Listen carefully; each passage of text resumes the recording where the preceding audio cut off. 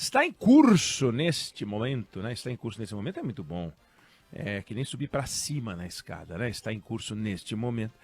A sabatina, dupla sabatina, para o Procurador-Geral da República, Paulo Gonet, e para o ministro do Supremo Tribunal Federal, Flávio Dino. É curioso, eu estava acompanhando, nós vamos voltar a falar disso daqui a pouco com o Flash ao vivo, falando como é que está a sabatina, mas está muito curioso, porque é uma loucura você pegar dois cargões desse tamanho e botar para responder pergunta na mesma hora, né? É uma coisa maluca. Estão os dois lá sentados, o senador faz umas perguntas para um, umas perguntas para o outro, aí um responde uns pedaços, o outro responde uns pedaços que quer, aí tem a réplica. Aí o senador faz a réplica, diz que não respondeu, aí o outro responde o que quer. É inacreditável. Pode fazer? Pode, estão fazendo, mas é inacreditável. Eu acho que talvez seja os maiores exemplos de falta de respeito com a sociedade. A sociedade pode não querer acompanhar isso ao vivo, mas a sociedade representada, neste caso, pelo Congresso Nacional, ainda que o Senado represente os estados brasileiros, mas cabe a ele, por uma decisão constitucional, fazer a sabatina, nós temos o direito de uma sabatina dedicada ainda mais para cargos como esse, ministro da Justiça virando ministro do Supremo Tribunal Federal e o Procurador-Geral da República, o novo Procurador-Geral da República, e aí a gente faz um negócio coletivo, como se a gente estivesse escolhendo cargos secundários, e quando foram questionados, o presidente da CCJ e o relator argumentou, não, mas já tem precedentes, e citou um monte de caso lá, nós já sabatinamos, inclusive, vários bandeirinhas ao mesmo tempo aqui, nós já fizemos coisas muito parecidas. É uma loucura, realmente não faz o menor sentido, mas a gente vai acompanhar. Eu queria aqui jogar a luz sobre uma discussão econômica. Não queria ficar nessa história do Flávio Dino e Paulo Gonet. Queria aqui tratar com você de uma questão econômica. Olhando para a discussão econômica do novo governo da Argentina, que está fazendo um debate grande nesse momento, e olhando para a discussão econômica que o governo brasileiro está fazendo. Então, o novo governo da Argentina e o governo brasileiro estão discutindo nesse momento coisas, mas com uma ótica muito diferente. Tem alguma coisa errada. O ministro da Economia do Javier Milei, que é o Luiz Caputo, ele anunciou um pacote de medidas que não vem ao caso discutir aqui, mas que tem um único propósito: eliminação do déficit público. E o Caputo deu um dado que é impressionante. Em 123 anos, a Argentina teve déficit público em 113. Então é um caso dramático de déficit público atrás de déficit público. E a missão dele é equilibrar as contas públicas. Isso é o que está sendo discutido na Argentina nesse momento. Aí a gente vem para o Brasil e escuta exatamente o contrário. Exatamente o contrário. No final de semana, o PT pressionou o governo por mais gastos, com a presidente do partido, a Gleisi Hoffmann, dizendo que não é um déficit que vai mudar a situação e que com déficit, o governo gastando mais, a gente pode crescer. Ainda bem que o ministro Fernando Haddad, com muita educação, interveio e explicou que não existe relação automática entre alta nos gastos públicos e crescimento da economia. E citou o governo Lula I como um exemplo, porque naquele momento o Ministério da Economia conseguiu produzir superávit primário e crescimento econômico. Agora, se a fala da Gleisi fosse uma fala isolada, vá lá, ainda que o cargo que ela ocupa exija um certo cuidado com as palavras para evitar falar o que não faz sentido, não dá para a gente cobrar que ela entenda de tudo, muito menos cobrar que ela entenda de economia, ou que se informe sobre tudo, ainda mais sobre economia, que dá trabalho, você tem que ligar para as pessoas que entendem, que é o que eu faço, pegar o telefone e falar com as pessoas que entendem. O problema não é, portanto, a Gleisi Hoffmann e a sua desinformação. O problema é que o presidente Lula voltou a esse assunto ontem, curiosamente no mesmo dia em que o ministro da Economia anunciou as medidas contra o déficit e disse o seguinte numa reunião em Brasília: se for necessário o Brasil fazer um endividamento para crescer, qual o problema? Perguntou o presidente Lula.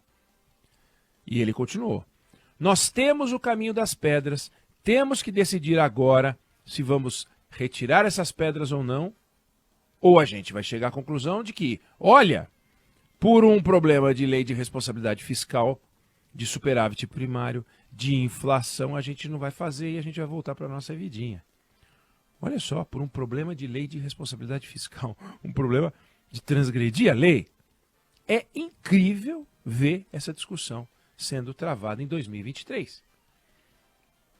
O PT governou o Brasil com responsabilidade fiscal já. Entre 2003 e 2006, ministro Antônio Palocci na Fazenda. Conseguiram superávit e crescimento, como lembrou o ministro Fernando Haddad, a fala desinformada de Gleisi Hoffmann. Aí, depois de governar o Brasil com responsabilidade fiscal, governou o Brasil sem responsabilidade fiscal com o ministro Guido Mantega, inesquecível ministro, único. Não é único, não. Outros tiveram desempenho bem ruim também. E o período Mantega, entre 2007 e 2014, né, nesse período específico, 2007 e 2014, ele ficou mais um pouquinho, esse período pegou o segundo governo Lula, o Lula foi reeleito em 2006, e pegou todo o governo Dilma. O que aconteceu com a economia do Brasil sem responsabilidade fiscal? O que aconteceu com a economia do Brasil governado pelo PT sem responsabilidade fiscal, sendo que antes tinha obtido superávit e crescimento econômico? Aconteceram duas coisas impressionantes. Um déficit de 0,8% do PIB em 2013, por exemplo, e um déficit de 2,3% do PIB em 2014. Olha que explosão! Triplicou o déficit público de um ano para outro, na proporção do PIB. A gente afundou na maior recessão da nossa história, 2015 e 2016, mais de 7% de diminuição do produto interno bruto, provocado pela irresponsabilidade da presidente Dilma, pela irresponsabilidade do ministro Guido Mantega, presidente da Dilma, que ganhou agora economista do ano. Prêmio aí, dado aí por umas entidades, economista do ano. Mas dos anos em que ela tinha que tomar cuidado e zelar pelas contas públicas, foi um desastre. Dilma foi um desastre. PT foi um desastre. Quando governou o Brasil sem responsabilidade fiscal. Então é engraçado ver esse discurso voltando, porque ele foi superado em vários lugares onde a sensatez impera. Você pega a esquerda europeia, ela incorporou dois valores essenciais: a democracia, sem autoritarismo, viva a democracia, fora o autoritarismo. Um valor que setores da esquerda latino-americana relutam em incorporar. O outro é a ideia da economia de mercado. A esquerda europeia, economia de mercado.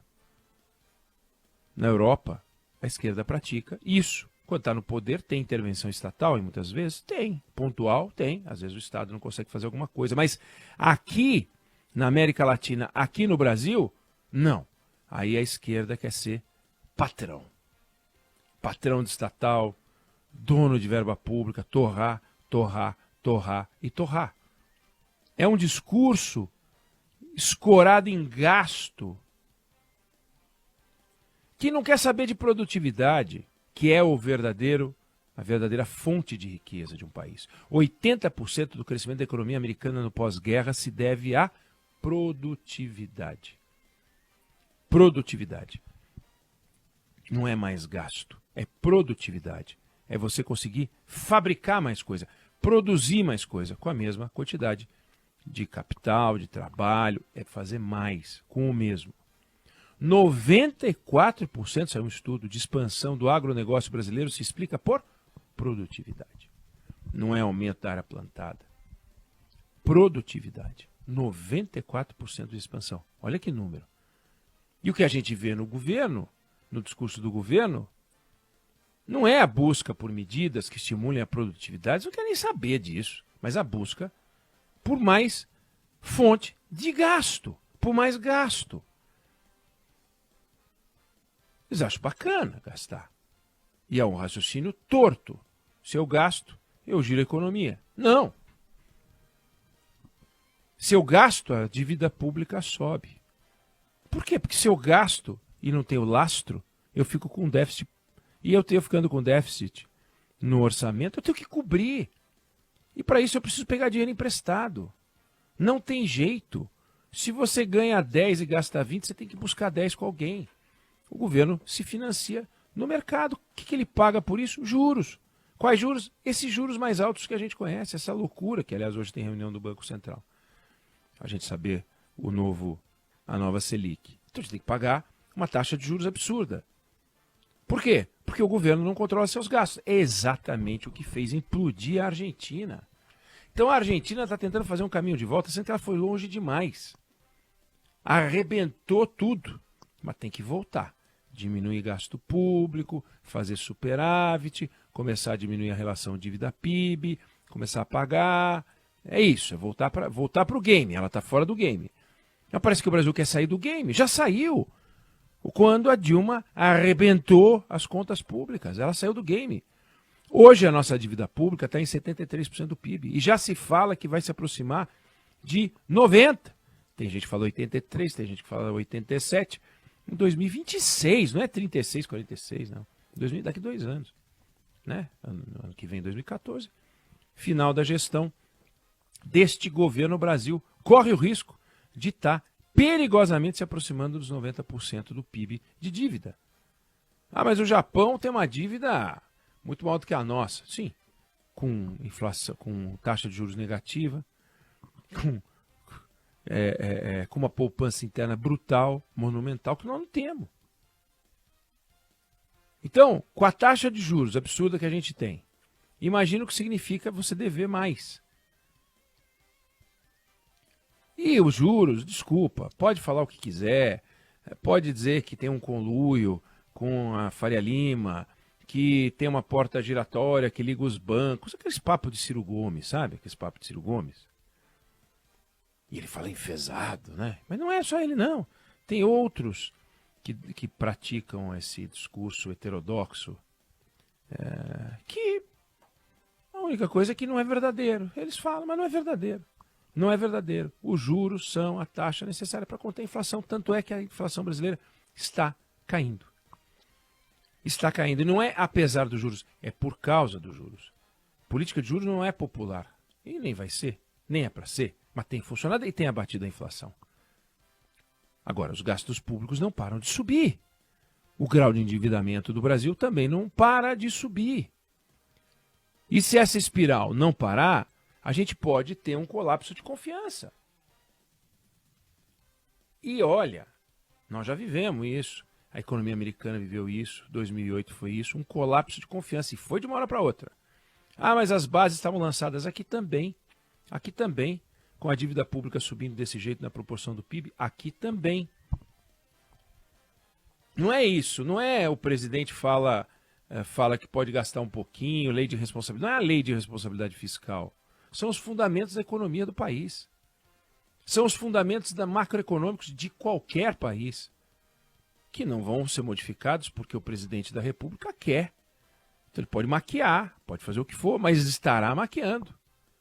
E se a gente não parar com essa brincadeira, com essa loucura, se a gente insistir ou se a gente apertar nessa mão, nesse caminho do déficit, colapso de confiança, porque vai ver que não vai ter capacidade de pagamento, porque hoje os juros já estão altos, e aí os juros podem subir ainda mais. E isso pode acontecer o quê? Pode produzir fuga de capital, porque o dinheiro, porque vai ter inflação, o dinheiro vai embora. Você tem desvalorização cambial, você tem inflação, você tem mais taxa de juros, você tem redução de crescimento. E aí a gente vira uma Argentina. Ah, mas nunca o Brasil vai virar uma Argentina. Sim, mas a Argentina está querendo caminhar na nossa direção. Com as conquistas que o Brasil já fez, para vencer a inflação, para enfrentar de alguma forma a questão fiscal, muito porcamente, mas endereçar, como dizem alguns, as discussões pela reforma da Previdência, reforma trabalhista, agora a reforma tributária, vamos ver o que mais vem. E a gente quer ir para lá? E para lá é uma beleza, para visitar, para passear, para ver o povo argentino. Mas a gente não quer a economia argentina aqui. Não quer copiar. Então nós não podemos brincar com esse negócio. E nós estamos brincando. Então esse discursinho leve, engraçadinho, de que se for necessário tudo bem endividar, que a questão é a lei de responsabilidade fiscal, é um problema, né? O superávit, inflação, a gente não vai fazer as coisas. Não vai fazer as coisas. Com o orçamento do ano que vem, 98% engessado. Não vai fazer nada. Então ou a gente enfrenta, senta, conversa, discute, vê como é que desamarra, como é que fica mais flexível, como é que se consegue resgatar a ideia de gestão pública. Ou então vai dar ruim. Vai dar ruim e vai dar ruim para a gente, para a sociedade brasileira. Então nós temos que ficar de olho, não é brincadeira isso que está acontecendo. Eu não sei se você concorda ou discorda, mas essa é a opinião que eu tenho sobre o assunto.